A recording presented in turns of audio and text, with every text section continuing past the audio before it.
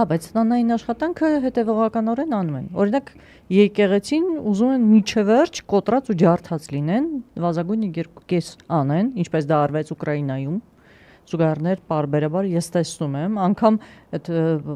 նարատիվների մեջ եմ տեսնում այդ զուգահեռները, նույն տնային աշխատանքն են կատարում։ Հիմա էլ Նիկոլ Փաշինյանը առաջարկում է, որ դատարակից առաջ օրհներ քննչի, եկեղեցու դեմն էլ դրոշ կանգնեցվի։ Այնց տպավորությունն է, որ ոչ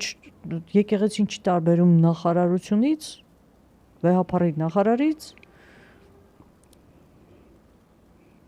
Հանել նշանակել։ Դու հետևել ես ուկրաինական սցենարին։ Որ առումով։ Եկեղեցու առումով չեմ։ Կիսեցին եկեղեցին երկու մասի, ընտրեցին մեկ ուրիշ պատրիարք։ Փաստացի եկեղեցին ճեղքվեց։ Եվ որպես հետևանք հավատացյալները նույնպես բաժանվեցին երկու կեսի, եւ սա, չգիտեմ, հետագայում վերականգնման ենթակա է թե չէ, միասնությունը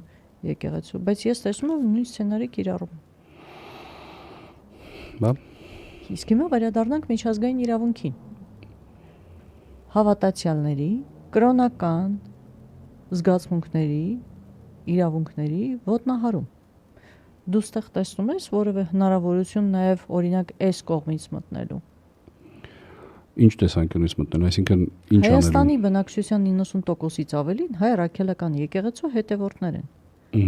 Եվ փաստացի հիմա բոլոր հավատացյալների եւ հայ առաքելական Սուրբ եկեղեցու հետևորդների կրոնական զգացմունքները եւ իրավունքները պատարագի մասնակցելու, վեհապարի անունը հնչեցնելու, չթվարկեմ, հա, ինչքան իրավունք է խախտվել։ Բայց սա միջազգային նորմ է։ Մենք բազմաթիվ կոնվենցիաներ ենք ստորագրել։ Մարդու իրավունքների ամենակարևոր դրույթներից մեկն է։ Այո, եւ կրոնի դավանանքի ազատության իրավունքը։ Դիմել օրինակ միջազգային դատարան։ Թե Ռուբեն Մելիքյանից հարցնեմ։ Չէ, միջազգային դատարան դիմելու թեմայի մասին չի գնում խոսքը, բայց չէ, ես համաձայն եմ, այդ հարցերը կան, այդ հարցադրումները կան, օդում կախված են, դրանց պատասխանները նույնպես չկան։